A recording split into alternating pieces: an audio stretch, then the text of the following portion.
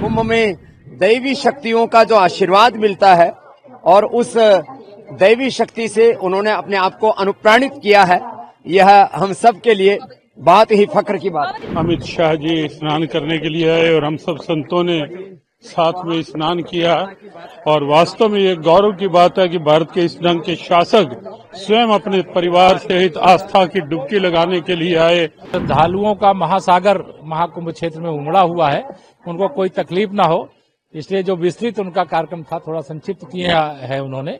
लेकिन बहुत प्रसन्न है व्यवस्थाओं से भी और स्नान से भी, पूजा से भी। हमारे आदरणीय अमित भाई शाह जी,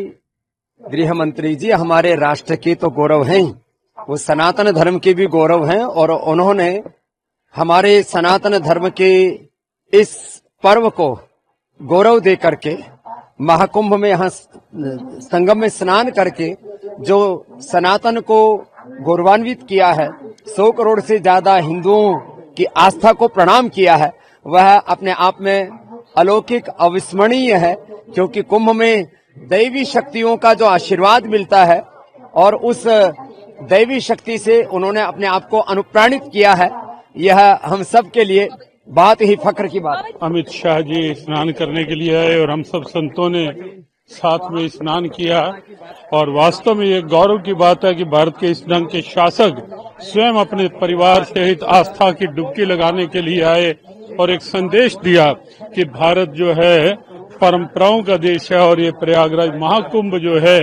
ये भारतीय संस्कृति की दिव्यता है, जिसको सरकार और प्रशासन का पूरा समर्थन साथ है। सबसे पहले तो महाकुंभ 2025 में भारत के माननीय गृह मंत्री, जिनके अगुवाई में भारतीय संस्कृति और संपूर्ण भारत राष्ट्र की रक्षा, सुरक्षा और विकास के लिए लगातार प्रयास किए गए, आज आए, उनका स्वागत है। और वह महाकुंभ की व्यवस्थाओं को देख करके, स्नान करके,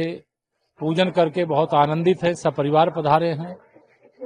और वह लगातार कुछ समय बिताना चाहते थे, लेकिन कम समय इसलिए केवल बिता रहे हैं कि श्रद्धालुओं का महासागर महाकुंभ क्षेत्र में उमड़ा हुआ है, उनको कोई तकलीफ ना हो, इसलिए जो विस्तृत उनका कार्यक्रम था थोड़ा संक्षिप्त किया है उन्होंने,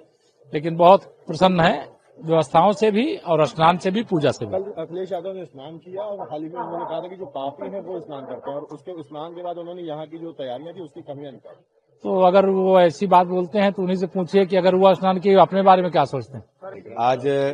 महाकुंभ के पावन अवसर पर आदरणीय गृह मंत्री जी का आगमन, सनातन संस्कृति को दुनिया देख पा रही है। माननीय गृह मंत्री जी ने आदरणीय प्रधानमंत्री नरेंद्र मोदी जी का जो संकल्प है विकसित भारत के, उसको पूरा करने के लिए आज साधु संतों से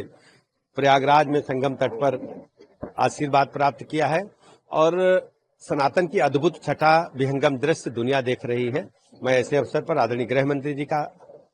अभिनंदन करता हूं और साधु संतों का हृदय से आभार प्रकट करता हूं। आए हुए दुनिया के सभी श्रद्धालुओं का बहुत बहुत धन्यवाद देता हूं।